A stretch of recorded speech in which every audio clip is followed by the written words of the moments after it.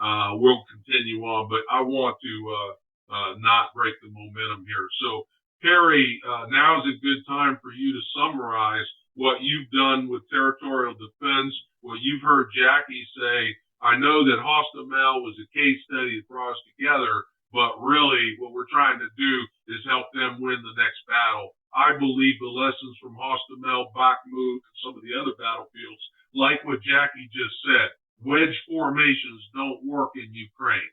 All right. I learned that this week for the first time. I'm already teaching U.S. warfighters why. So, Perry, go ahead and take that, and I'm going to let you sort of close it and summarize it. And then, Roby, I'll take it and then lock us down. I believe what we see here from this, what we've talked about, and certainly some of our great leaders have spoke about, and what Roby put into really good context with our Ukrainian counterparts, is that of all of this that has occurred, something broke out. Something called irregular operations, actions, and activities broke out as a necessity because they're missing huge parts of their professionalism within their military in the Ukraine and in this Russia also. So what are those, things that have broke out that has caused us that we should be concerned with both as warfighters and professionals, and should kind of look at as what's happening not only in Ukraine but outside of Ukraine, as we saw last Saturday, these irregular operations, actions, and activities. And what we're seeing is a lower technology, out of necessity, a lower technology tactical event occur. The utilization of UAVs, the multiple ways that a UAV can be used on a battlefield to help the tactical advantage. Again, out of necessity, as we saw last Saturday, we've seen a group of people conduct an operation that had really no huge tactical value, but it created a monumental worldwide event within the context of a Hamas strategy. So these are the things that we're seeing in irregular warfare play out. And why is that important to us? It was important to us because we, as the American Fighting Force, could not wait to move to the linear battlefield after a 20-year war in both Iraq and Afghanistan and begin to fight more of a conventional fight. Well, we, as Green Berets, will always be unconventional, always look at the unconventional aspects of it, but not necessarily the irregular aspects of it and how that impacts the battlefield. Ukrainians deal with this every day, and they've modified many of their ways and means to do business in order to create success on the battlefield and success within their population. Nick Mamer, I believe, is a valuable example of how you have to look at doing something differently in an irregular aspect in order to create an event that is successful for the population of the people. So Nick was an American citizen. Nick was killed in Bakhmut. Nick was a friend of mine. Nick was a SF guy. Nick has done a lot for the Ukrainians, and his death created a huge vacuum. But what we've seen was, how do we take that event, that catastrophic event, and not only do we figure out a way to get Nick back home, which is difficult in that respect because we're so used to the regular ways that we do business in the military. Now we're having to figure out how to deal with and operate with and talk to Prigozhin who's a bad actor on the battlefield who happens to have Nick Maynard. What does that look like? Well, we can't wait for the State Department, can't wait for U.S. Authorities. We can't wait for officials sometimes to do the things that we know intuitively that need to be done to affect something positive. In this case, the recovery of Nick Maynard. So what ended up happening was I was able to, by my networks, get the phone number to Prigozhin to be able to talk to Prigozhin and tell him to honor his word on recovering Nick Maynard back to the Ukrainians. This is not how business is done. Nobody does business like this. Nobody has ever done business like this. We also know that hostages and American dead particularly are used as leverage for different values. Some are money, some are weapons, some are other transfer of people. We saw Brittany Griner, for example, get traded for one of the most prolific arms dealers in the world. I mean, these are the things that happen to impact the battlefield. With Nick, it was the same way. Nick was the first American that was able to be repatriated within a timely manner. And literally, he was within weeks with the Ukrainian efforts, with the efforts of other irregular actors on the battlefield, we were able to get Nick home.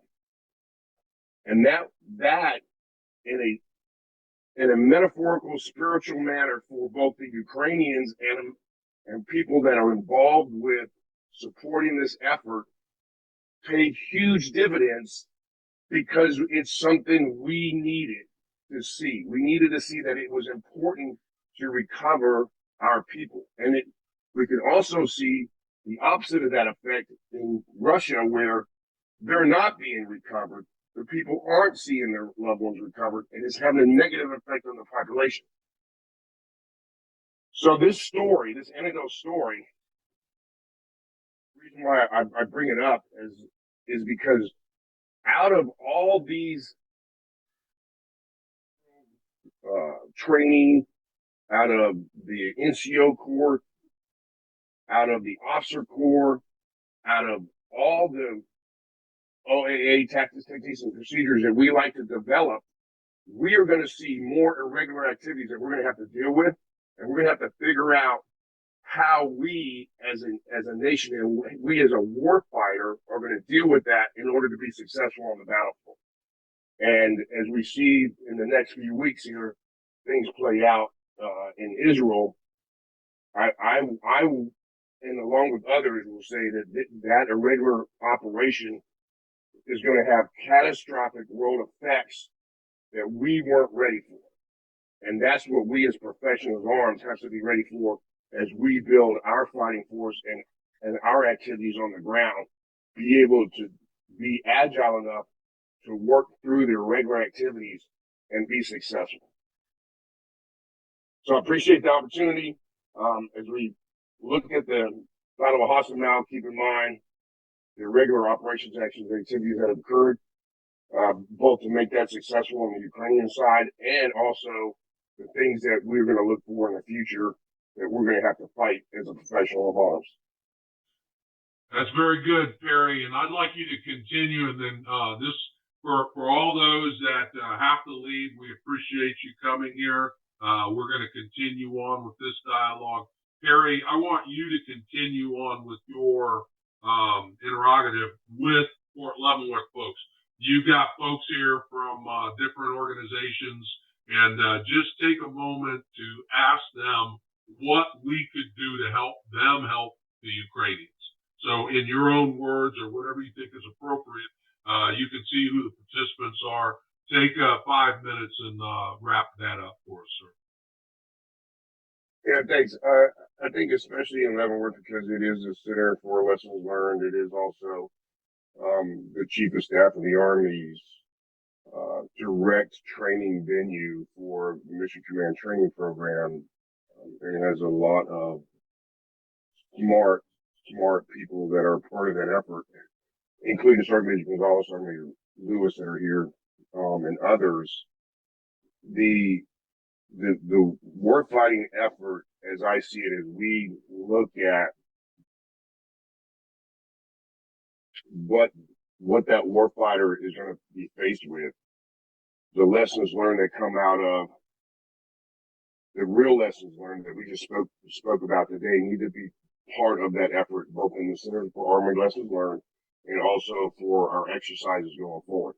We cannot be afraid, and I throw this out to certainly the folks in MCTP. We cannot be afraid to put these irregular dynamic events in front of a commander and make him make these hard decisions and get out of the linear part of it.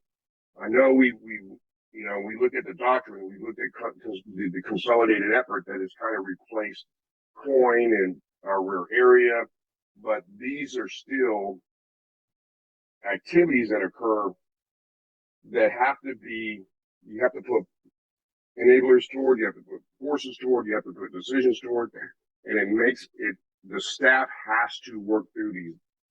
And so as I look at that, and I look at our MCTP and call folks, I wonder, how do we do that? How do we make sure that these real world events that we see occurring are put in front of our warfighters so they have to work the problem set and come up with solutions? And I'll pause here for anybody at call or MCTP to be able to chime in and with their opinions on that.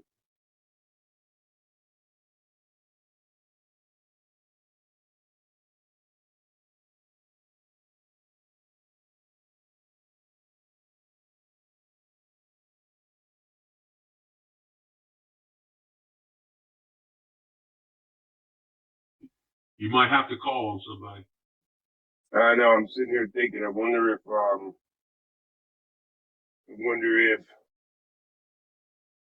anybody from our regular forces is still on that would like to chime in.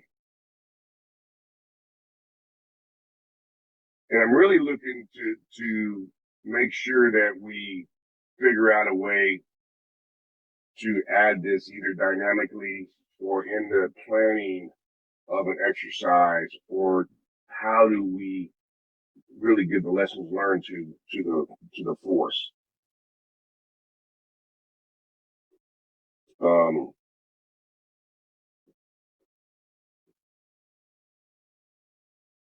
Mark, are you still on?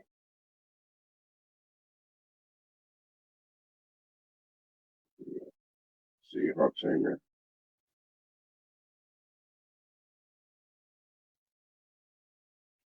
I guess that means we get to decide, Perry. So the answer is, in your opinion, Perry, if I have to say, I don't have an idea, give me a recommendation. What's top of your head say? You work with POI.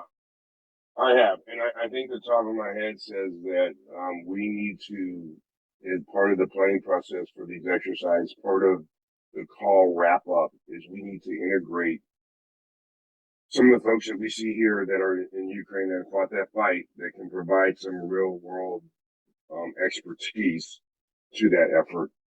And then as we develop these exercises moving forward, and that those events are part of the planning.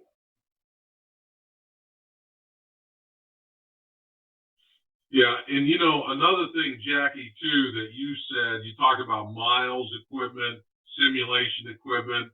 The question I would have for Fort Leavenworth is, can they help with the battlefield simulation, their their wargaming and tools like that. All kind of virtual reality and tech is being used. If we couldn't take that to you with the military help, I'm just going to say to everybody, we're planning our next mobile training team. I'm going back to Ukraine. I'm going to go train you guys. I'm going to train the trainer, and Roby and Perry, they're going back. We're talking, Daniel's going back with me. James is going back. We're forming our team right now. So I guess I'm going to say rhetorically, I will follow back up with Sergeant Major Kahunski, Sergeant Major Lewis, and Sergeant Major Gonzalez, because Sergeant Major Gonzalez has been assigned as our point of contact. I'll say, let us then dialogue about what we heard today and what we can use to help at least the 135th Territorial Defense, who has a battalion commander who is ready, willing, able, and has assembled his folks to do this. What can we do as action steps within the next 30 days to come up with something to offer them as a potential solution in the next 3 months? So I'm going to offer that. Jackie, is there anything specifically that I left out that you want to make sure gets said? And I know. The question is, please up the format we would like to communicate.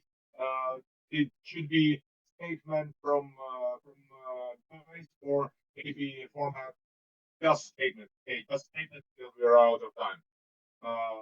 Просто твердження, тому що дуже мало часу, і просто якісь тезиси своїй точки зору в плані того, про що говорять. І цим можуть допомогти в напрямку розвитку територіальної оборони в лиці якраз 130-го батальйону, так як очевидно, що командир готовий і дає можливість розвиватися саме не так, як потрібно, так як реально працює з допомогою застосування доктрини НАТО і досвіду нашого наполі. Добре. Тоді почнемо коротко з 14-го року. So briefly from the beginning from 2014. Я перебував в підрозділі, який формувався з Майдану і вирушав одразу на фронт. Okay, I do that. Now you're good. Just repeat myself and repeat Pika. He served in unit which was formed just literally from people who participated in Maidan revolution and just left Maidan and literally were enlisted in that unit.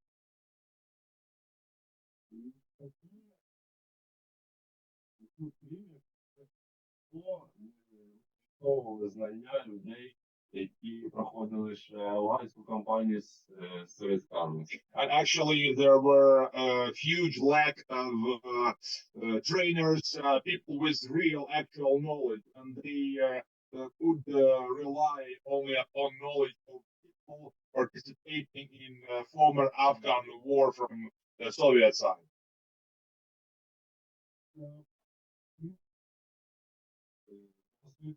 І почали його впроваджувати підготовку бійців. They definitely received some experience immediately after initial battles occurred, and they started to implement all that experience which they got by themselves.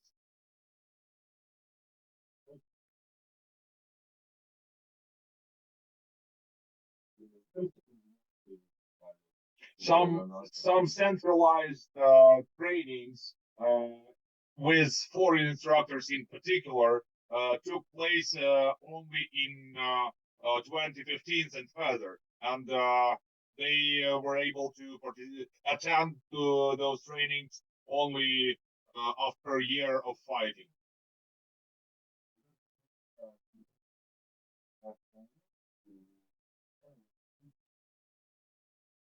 Actually, he also served in special forces, police special forces unit, and in general, in total, PICA has 6 rotations, 6 deployments to the eastern part, directly to the front line.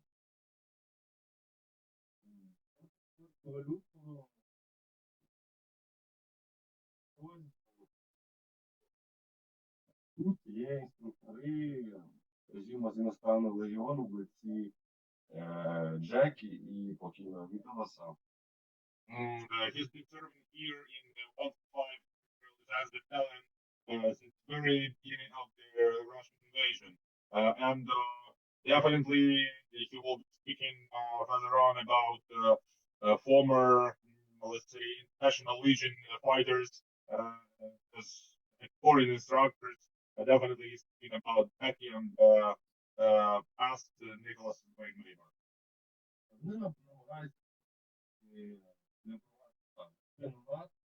не із українською доктриною, з якої ми отримуємо синергію двох доктрин і розуміння про те, що український воїн має бути в 5 разів розумніший, сильніший, ніж російський. Тому що ми не можемо виграти, борючись один до одного. For people who attend the trainings of me and Becky, they do understand clearly that those trainers are trying to combine strong sides of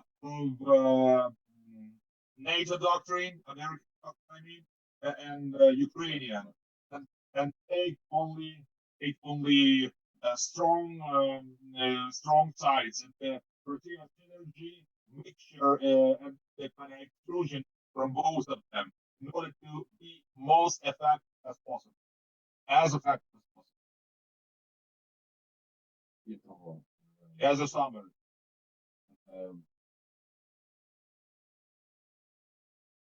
Питання було в тому, що Чим вони можуть допомогти Чим для можуть того, щоб допомогти? так. і того. Скажу просто до прикладу. До прикладу, росіяни на початку 23-го року пускали 20-30 FPV-дронів на місяць. Да.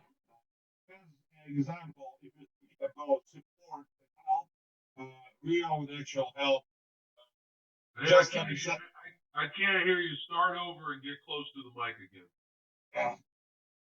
Okay, can you hear me? Yeah, that's better. In order to answer the question, what can be the help itself, Pika wants just to tell one example. If we're speaking about FPV drones, before 2023, I mean 1 year ago, there were 20 or 30 FPV drones per month from Russians.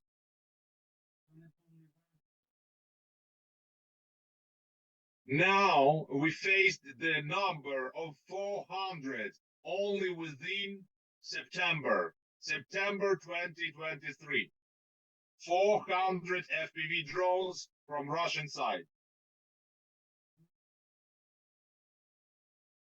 It means the only thing that Russian they do learn very quickly and very fast.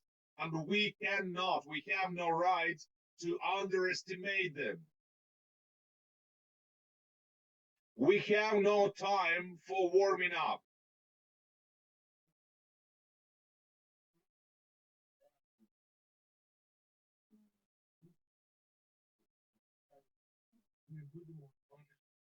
We need a full program, I mean total, complete program based on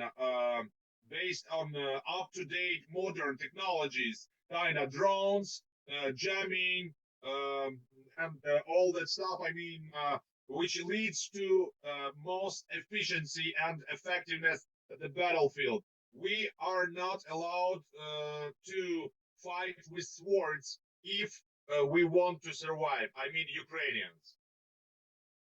Also, there is some addition from Ruslan. Entire company from our battalion moved to Slovakia for NATO training. And reality was very sad. The training was very poor because they hadn't been doing anything really substantial and really valuable in Slovakia. They had to invent the program themselves. They were taught according to former Soviet doctrine in Slovakia. Can you imagine that?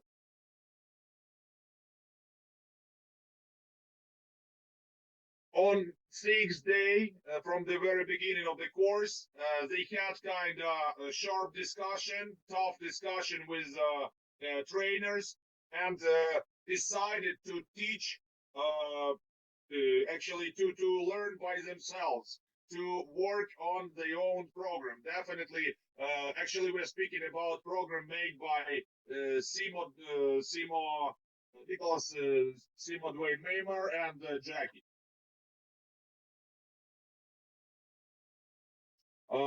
There is kind of belief from NATO partners that we are fighting in a way which was same as during World War One.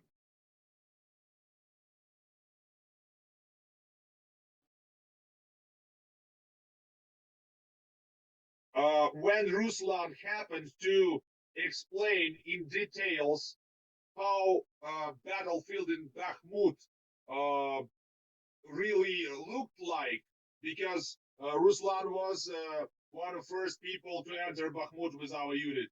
And actually, trainers from Slovakia were literally frightened.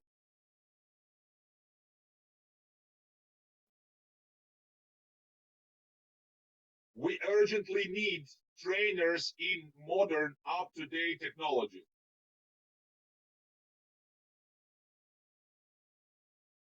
We have not so, we do not have so many people as Russia does.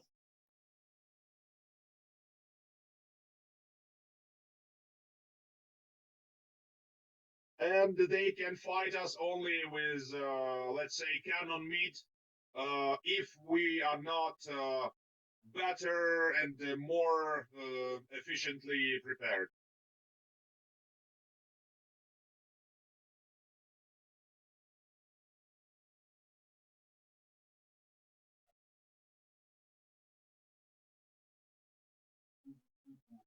Кількість інформації, яку ти з'їсть, може стати іншим своїм інформаціям, захистити їх як ключу.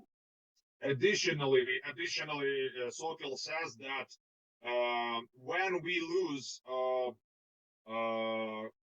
a soldier, a fighter, which was trained for 1 year and a half, we lose not only him, but we lose also time, which we used for his education preparation, and also we lose kind of his potential in sharing that information with his friends and with his buddies. I mean, we lose the source of sharing the information.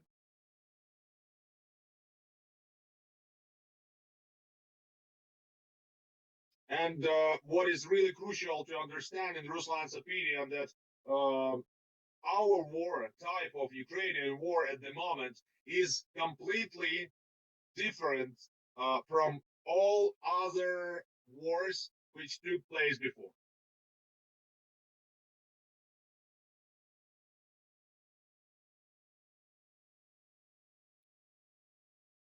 And in reality, and in fact, a lot of victories which Ukraine achieved, actually gained, was only due to heroic and heroic stoicism and self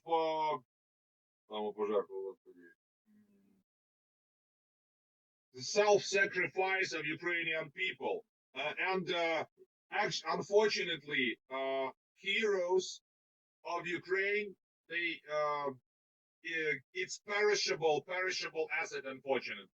And having no support from other countries with knowledge, technologies, and high technologically assets, let's say, we won't win this fight leading only people, not technology, but only people. We will lose this fight without having that.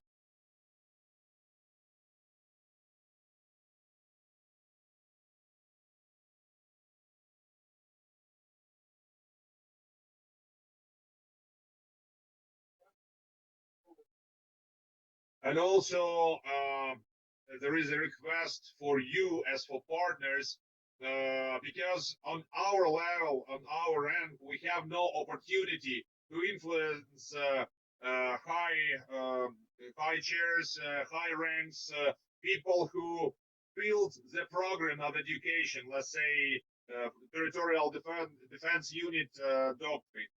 Unfortunately, we are not allowed to influence them. So there is request for you as for partners to try to convince people, those people who take decisions, who make decisions. They must also understand that we need to save people. That's why we need to implement that program faster, because at the moment there are many weak parts in doctrine which is taught and approved for teaching territorial defense units. And also, additionally, in order to make it faster and let's say, um, okay, faster, advice from Ruslan is to come directly to fighting units of territorial defense, because we were lucky in 135 having Nicholas Maimer and Jackie. We are really lucky, and we are able to develop ourselves and make build-ups on basic and grow. But not other units have same opportunity. That's why it would be very good to have as many instructors and as many people who can, first of all, teach, to show the differences, to show the necessities, how to fight at the battlefield, but also you as a partners can take up-to-date information about warfare here in Ukraine and understand what's going on only through seeing by your eyes, by your own eyes. It's one remark in order to underline what was told. You know? So look, they will hear us, but they will listen to you.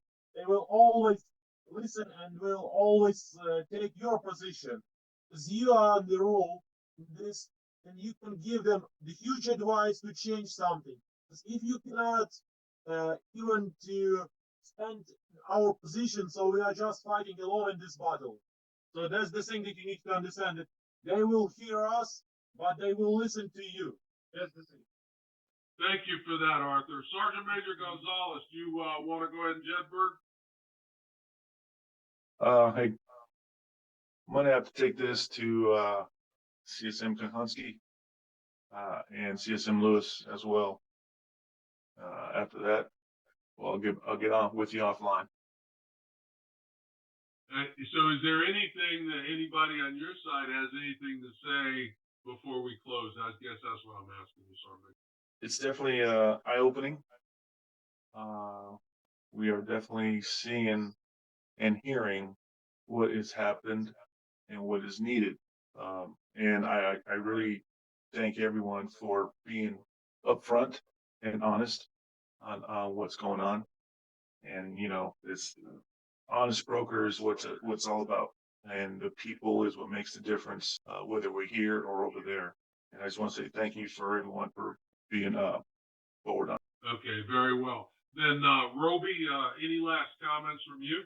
I was just really pleased with this post discussion for the last 40 minutes, with all the feedback coming from our brave colleagues there in that what appears to be an increasingly colder tent. Everyone's putting on snivel gear. So yeah, no, thank you. That's great. That was an added bonus. I think it's important to share with everybody the challenges and some of the misses. That Slovakian story is heartbreaking. I was hoping that would have been more beneficial for everybody. But no, I think that adds to the overall appreciation for the challenges that the Ukrainian, the military, and the country as a whole is dealing with. So other than that, great engagement. Mike, I want to thank you again for my involvement and hearing from the sergeants major and the colonel. I really got a lot out of it personally. I look forward to future collaboration, brother. Thank you. All right, great. And then I'm going to respond then on behalf of the Americans on my team, Jackie, you, Ruslan, everybody else. I will help you. I will take your message forward. I will take your message to my elected officials. I will talk to Brad Winstrup, who is my congressman, and I know him. I will take the message to Fort Bragg. I will take the message to the National Guard friends of mine. As a matter of fact, I will take it to the Adjutant General of the Ohio National Guard. So that is my commitment, and I also commit to you that even if our government in itself isn't able to provide you those things, Radio Free Ukraine, that's why we exist. So I'll figure out a way to make it happen. Jackie, last words, Katerina, and then we say goodbye. Thanks for listening to us. We want to help the Ukrainians. They're the best people to listen to. So I'm glad my guys are here. Thanks. Thank you very much for joining today, and I'm very grateful to the support of the United States of America, the professionals from the USA, and the professionals from Ukraine. And concerning the training, it's really a very important question for now. As an infantry, I can say that I had my training, my preparation studied for years, but now Ukraine has a full-scale war, and we don't have years, and we don't have even months to have preparation. So we should be prepared very productively, professionally, and in non-stop. So really, we are waiting for this support, this trainings. Thank you very much. Okay, thank you all. So again, thank my colleagues in Ukraine. Thank you, Sub-Lieutenant Katerina Koval, for coming up with the idea of the Global Security Project. I will take the lessons learned from the day, share them back with the group, share them back with our team. I will send a formal report to General Petraeus and General Hertling to give them an update. And then I've heard everything you said. So God bless America and Slava Ukraina. Heroam Slava. Thank you all. I'll be here. Everybody else, whoever wants to stay. Here.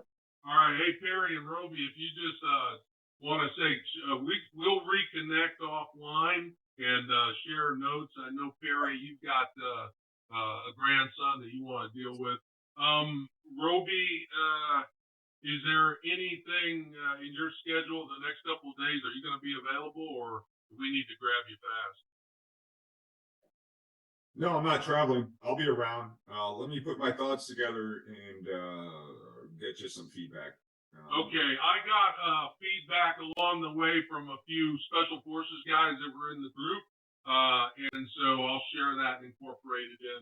But everyone is concurring that the hearing the voice of the customer is the important thing. So, yeah, doing that. I think there's so much more we can do from a tactical standpoint, a Hostomel itself, and if we have Captain Starsky available in the rehearsals and preparation next time, I think we can do something that's even more spot on to that. But we took advantage of the opportunity with the territorial defense, and I think we made it work. So, for sure. Yeah. Let's do an AAR later this week. All right, good. All right, then Jackie, do you have anything else you want to share?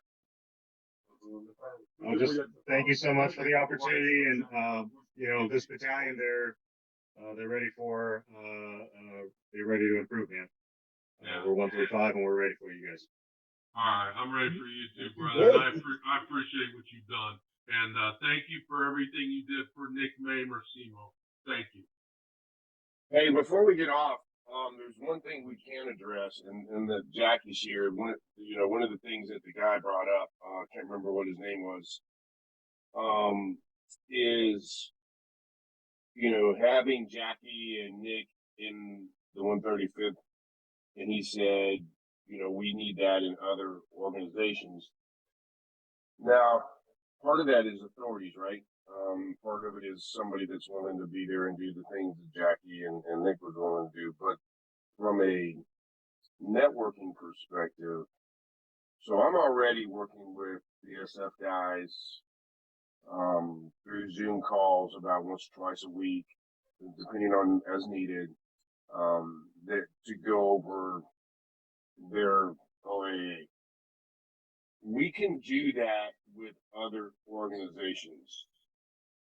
And we can put that together. We can put together a team of folks that can do not necessarily is there on site, but can do Zoom calls just like I'm doing with the SF guys.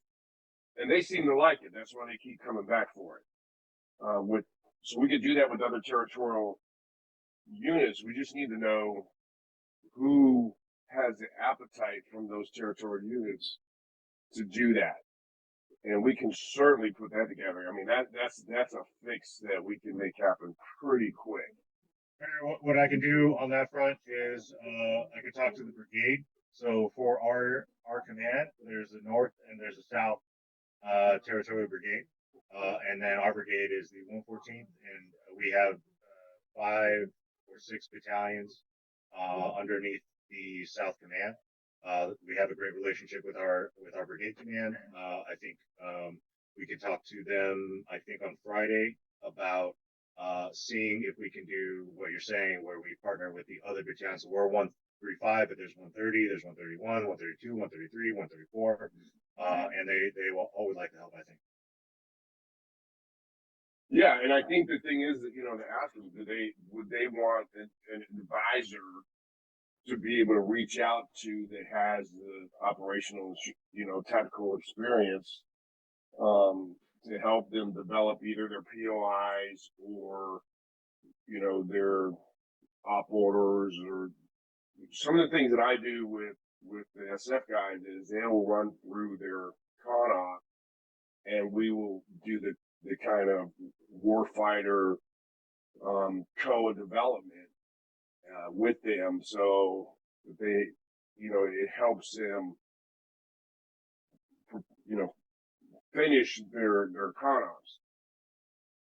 So, I mean, these are things that we could do. We could also help spread the wealth of information from the stuff that we started with Nick in the training. And, those are off the shelf, unclassified efforts that can be populated to them too. Now, they're not going to have the trainer, and that's kind of but we can also work to help that. They need the trainer, at least through video. Yeah, we can do that too then.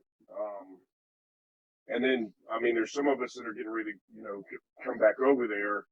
And so if we actually have targeted efforts when we get there, that will reduce us just kind of being there and going from one place to the other, but really hunker down on a unit and try to help them out. Perry, is it okay if I generated a letter in Ukrainian to our brigade that said that you would be offering those services through other battalions? Yeah. Okay, Absolutely. We'll do that. Okay. Yeah, and Jackie, the same thing holds true. I mean, with the Radio Free Ukraine Auxiliary, we've got professional translators with top secret clearances on our team, all right, who are retired warfighters. And they're doing this kind of stuff, native speakers. We also have the IT side. Hey, let me ask this question. Mike Binish, can you hear me? Yes, sir, I can hear you. Hey, Mike, good to see you. Hey, Mike is a gunfighter from back in the day. We were together with 7th Group. Mike, I want to ask you a question. You have spent decades doing by, with, and through, especially in the Middle East, UAE, and all that stuff, not just Latin America. I know you've done a lot of stuff all around the world. Mike, what do you think, based upon what you heard the Ukrainians talking about, that we could potentially provide them based upon the work you've done with all of the host nations, not as a soldier, but as a contractor? So what can we do as an NGO, in your opinion, to help them? Oh, that's a very good question, and sometimes it's not easy to answer. But being a military advisor here in the UAE for about 6.5 years, what I've learned is, in order to get our ideas, American ideas, leadership, and things like that across to them, we kind of have to put the idea in their head as if it's their idea. That's been the hardest thing that we had to do, and bringing leadership down to the lowest level, which you guys have already discussed. I think that's what the Ukrainians want. They just didn't say it in them exact words. That's what I got out of this, and I think there'll be a more effective fighting force, to be honest with you, as everything continues to bring that leadership down to the lowest level, to the fire team leader, the squad leader, and the platoon sergeant, and things like that. And you guys got a lot of. It's amazing the amount of progress that I see. What are you doing? But and you're in the middle of a conflict. On top of that, so so that's the commonality that I see, is that working with the Latinos, working over here in the Middle East with the Latinos and other locations, just bringing leadership down to the lowest level and giving them the responsibility. They want it, but as you know, with the autocratic leadership in some of the countries that we've worked in the past, it's very hard to do, and changing that is it's a cultural problem. Also, it has to, as us, have to learn how to possess more cultural patience that we really didn't know we had. So that's my hat's off to you guys, and I appreciate let me get a chance to talk, Mike. Yeah, absolutely. I appreciate that, and we'll carry on more. Jackie or Roby or Perry, any response to that? Yeah, you're absolutely right. They want it, but they don't. In this case, they're completely receptive to achieving it, but it's a generational thing. There's an older generation, there's a younger generation. The younger generation never ready for it, and the society's ready for it. The Ukrainian culture, the Cossack, it's an American cowboy. I mean, they solve their own problems, they live their own lives, and they're used to being empowered in their personal lives. But as soon as we move that into a bureaucracy of some sort, in our case, the military, but even their government or business, that's when it starts to fade. Anyway, they're ready for it. They're going to have to get it if they want to succeed here. And they just need some pushing. I think what we've done at the battalion is just give them the tools. Try to shoot straight at them. Just like, hey, you gotta be somebody you actually want to follow, and then you get the rest of the stuff. And so, like, let's say Army Leadership Manual be no do, it doesn't help them. They actually need to go way back. Somebody mentioned Napoleonic War. Yeah, that's the evolutionary track that we've got to split from. Yeah. I think that the simple fact that the Russian way of doing business at the company level leadership, what we heard from the sole survivor of a Russian VDV air assault company, the elite, a sergeant who had been in the uniform for a while, he basically said, we followed the textbook and we didn't think on our own. I heard him saying, because if we think on our own, we won't make it. So we got to do what the lieutenant tells us without question. He's going to do what the captain says. He's going to do what the major says. And as soon as the general has been executed or shot on the field, everything crumbles. That's the lesson we got to impart, because the Ukrainians are trying to emulate the Western world. But if you can't see, and this is why I said we ought to do a program where we bring Ukrainian NCOs and junior officers like we brought Katerina to the United States, not for training, not for how to shoot, but to spend some time side by side mirroring U.S. NCOs in the National Guard, wherever. They can go to Grafenberg, Poland, spend some time with the sergeant, and let the sergeant show the Ukrainian, this is how I do it in practice. And that's what's really missing. What I've heard Arthur say, and I've heard so many Ukrainians say since it started, is literally Ukrainians saying to me, give me a command, give me instructions, give me orders. I trust what you know. I trust what you're saying. And I have to keep saying, no, I can't give you instructions. I can't give you orders. I can give you ideas and knowledge. You, Katerina, have to decide. You, Malik, have to call your own shots in that regard. Because at the end of the day, you're going to have to be able to do it without me.